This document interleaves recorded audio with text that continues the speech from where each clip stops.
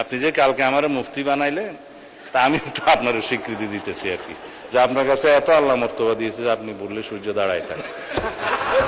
এখন আমি কদিন আগে বলছিলাম ইসলামী ব্যাংকও ইসলাম না, আমাদের মির্জা ফখরুল ইসলামও ইসলাম না, জামাত ইসলাম ইসলাম না।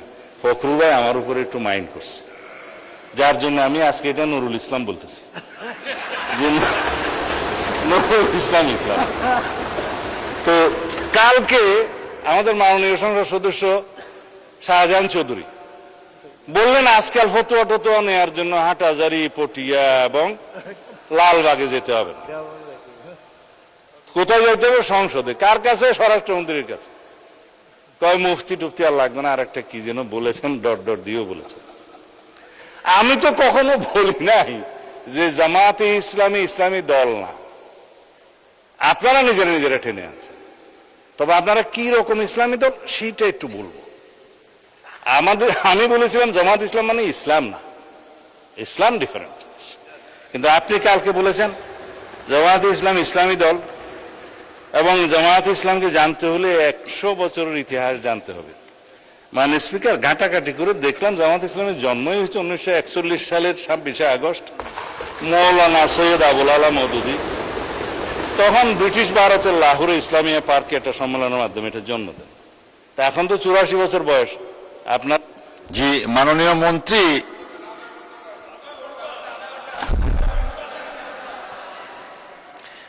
মন্ত্রী আপনার নিজের কনস্টিটিউয়েন্সি এবং অন্যান্য বিষয় সবকিছু মিলিয়ে বলার জন্য 6 মিনিট দেওয়া হলো আপনাকে।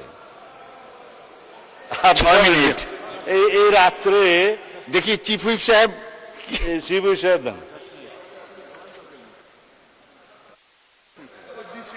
না, আপনি ওনাকে সময় বাড়িয়ে দেন। আপনার উনি যতক্ষণ বলেন ততক্ষণ মতো সময় বাড়িয়ে দেন। মানে স্পিকার এই দয়াটা আগে করলে আমি অর্থনীতি থেকে বাইরে হইতাম না। উনি দয়া করতে পারেন, কিন্তু আমরা তো পারি না। 6 মিনিটে শেষ করেন দয়া করে। আপনি রুলস অফ প্রসিডিউর পড়ে দেখেন। ইউ আর দি মিলর, অভিভাবক of the house, you can do many things.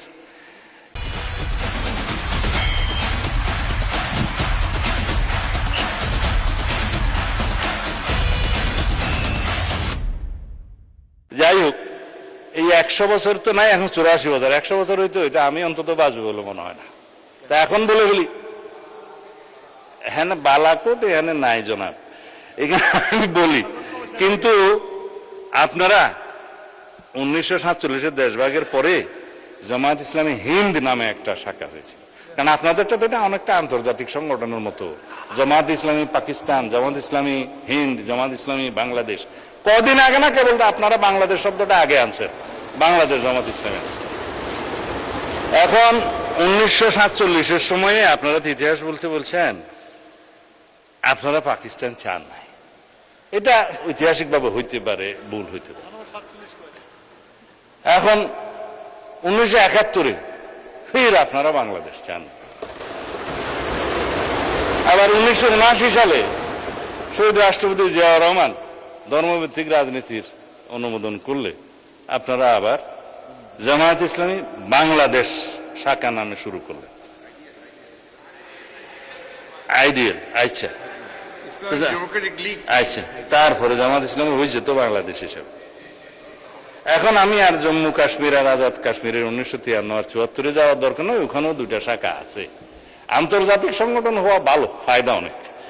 তো এখন 71 সালের স্বাধীনতার সময় আপনারা আপনাদের ভূমিকা সম্পর্কে আইনগতভাবে কদিন আগে এখানে আইন করে পাঠ করে দিয়েছেন যে জাতীয় মুক্তিযুদ্ধ কাউন্সিলের আইনে যে তৎকালীন জামায়াতে ইসলামী স্বাধীনতা যুদ্ধের বিরুদ্ধে ছিল, আপনারা এখানে বসেছিলেন। এটা ফয়সালা হয়ে গেছে। আর আপনারা যে ইতিহাস বলতে বলেন 100 বছর ইতিহাস জানতে হবে, কেবল তো 79 আসলাম। 1986 সালে আপনারা হোসেন মোহাম্মদ এরশাদের আন্ডারে জাতীয় বেইমানির ইলেকশনে আপনারা যান নাই, আওয়ামী লীগের সাথে যান নাই। আপনারা না ইতিহাস বলতে বলছেন তো, আপনারা 1996 সালে আওয়ামী লীগের সাথে যুগপত আন্দোলনে যে আমাদেরকে ক্ষমতার থেকে অপসারণ করার চেষ্টা করেন নাই। আমরা একটা ইলেকশন দিয়ে এইখানে সংবিধান সংশোধন করে তারপরে ক্ষমতা হস্তান্তর করেছি, ফেলতে পারেন নাই। এরপরে যেগুলা গৌরবময় ভূমিকা আছে সেগুলো একটু বলি। 90-তে আপনাদের ভূমিকা ভালো ছিল, 24-এ আপনাদের ভূমিকা ভালো ছিল, আমরা তো সেই স্বীকৃতিটা দেই। 100 বছরের ইতিহাসের মধ্যে এগুলো আসছে তো। হ্যাঁ, 2001 সাথে ছিল, কিন্তু 7-এর পরে আপনারা যে একটু ঘোরাঘুরি করছেন সেটা পরে বলবো। খালি আপনি মনে করাই দেন কেন? আমি তো 71-এর একটা বিষয় না বলেই আপনাকে পার করে দিতে চাইছিলাম। আপনারা মালেক সরকারের সময়, গভর্নর মালেক সরকারের সময় পাকিস্তান, পূর্ব পাকিস্তানের সরকারে বাংলাদেশের স্বাধীনতা যুদ্ধকালীন চলার সময়ে জামাতের 2 জন সদস্য মন্ত্রিসভায় ছিল না? এই ইতিহাস আমি বলতে চাই নাই। হ্যাঁ, আব্বাস আলী খান শিক্ষামন্ত্রী, এম ইউসুফ রাজস্ব বিভাগের মন্ত্রী ছিল তো। আস্তে করে চাইছিলাম একটু এগুলো না বলি, আপনারা আবার শুরু। শাহ আজিজকে তো আমরা বুক ফুলে বলি।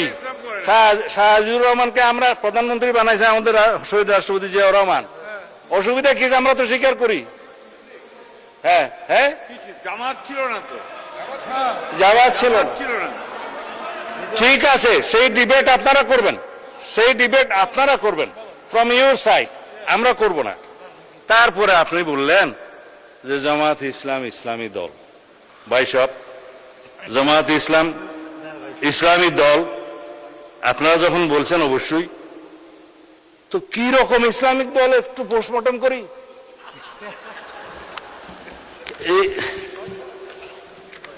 এইটা হচ্ছে আপনাদের নির্বাচনী ইশতেহার দলিল।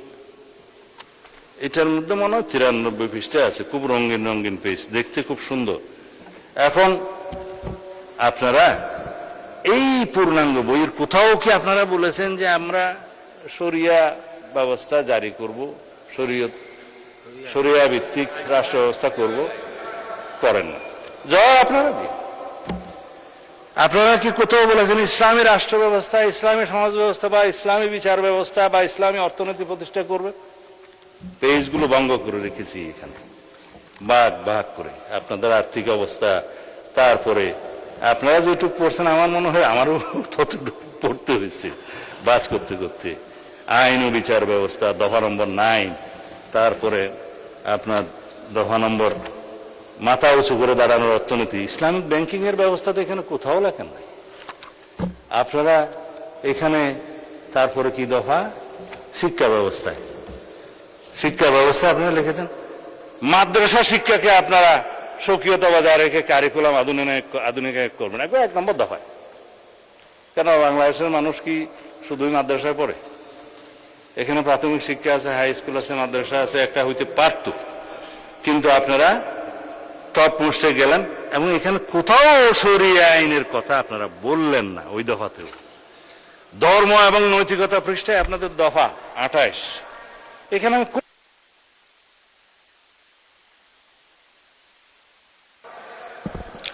মাননীয় মন্ত্রী, আপনার স্পিচ অলওয়েজ ইন্টারেস্টিং, বাট আপনি 2 মিনিটের মধ্যে শেষ করবেন প্লিজ। 2 মিনিটস। যতক্ষণ চাই দিতে আমাদের থেকে কাটা যাবে না না না, সেটা হয় না মাননীয় মন্ত্রী। বলছেন তো এটা হ্যাঁ। কি বলতে চাচ্ছেন মাননীয় চিফ হুইপ? মাননীয় স্পিকার, আমি যে সময়টা বক্তৃতা দিতাম সেই সময়টা ওনাকে দেন। আপনার নাম তো লিস্টে নেই মাননীয় মন্ত্রী, চিফ হুইপ লিস্টে নেই। আপনি দেন, যেটুকু কাটা যাবে সেটা ওনার থেকে যাবে। মানে স্পিকার ইসলামী রাষ্ট্রে নাই। মাননীয় মন্ত্রী, ঠিক আছে, 5 মিনিটের মধ্যে শেষ করবেন প্লিজ। আপনিও মানে স্পিকার যা শুরু করছেন। ইসলামী রাষ্ট্র ব্যবস্থা নাই, ইসলামী শাসনতন্ত্রের কথা বলা নাই, ইসলামী সমাজের কথা বলা নাই। তারপরে যেটা আমি এখন বলতে চাই নাই সেরকম কথাটা বলি। এখানে একটা কাগজ আছে, কাগজটা কোথায় যে রাখলাম, আকিম উদ্দিন, যেটা তাদের ইয়ের মধ্যে মনোগ্রামের মধ্যে ছিল। সেই আকিমউদ্দিন এখন আর নাই। এখন কাগজটা খুঁজে পাচ্ছি না, প্রিন্ট আসছে না। হ্যাঁ, এখন দেখেন আপনারা দিন প্রতিষ্ঠা করবেন, আপনাদের মনোলগ থেকে আকিমউদ্দিনটা সরাই দিচ্ছে বা ফাইনাল করেন নাই। বিদেশি ডিপ্লোমেটদের সাথে আপনারা যেমন সাক্ষাৎকার করেছেন আপনাদের আমির সাহেব, পিছনে সেই ছবিটা আছে। আমার কাছে সব কাগজ এখানে আছে, কাগজটা জাস্ট এখন উল্টাইলেই পাবো। সব নিয়ে আসছিলাম, কোথায় যে গেল। হ্যাঁ, সেই আকিমউদ্দিনটা এখন নাই। আপনাদের মনোগ্রাম থেকে দিন কায়েম করে যখন ফেলে দিলেন, আপনারা নিজেদেরকে ইসলামী দল কিভাবে কায়েম করবেন, দাবি করবেন? আর আপনারা এইখানে আমি কয়েকটা উদ্ধৃতি দিই। আপনারা ইলেকশনের আগে এই সাক্ষাৎকারগুলো দিয়েছেন। জামাতের আমির সাহেব বলেছেন ক্ষমতায় গেলে শরিয়া আইন বাস্তবায়ন করবেন না, 14 জানুয়ারি 2026। বলেছেন শারদীয় দুর্গাপূজা উপলক্ষে হ্যাঁ শুভেচ্ছা, এটা ঠিক আছে। জনাব আব্দুল্লাহ মোহাম্মদ তাহের বলেছেন আমরা কবে কোথায় বলেছি জিতলে আমরা বাংলাদেশে শরিয়া আইন আনবো? এটা হচ্ছে 18 সেপ্টেম্বর 2025।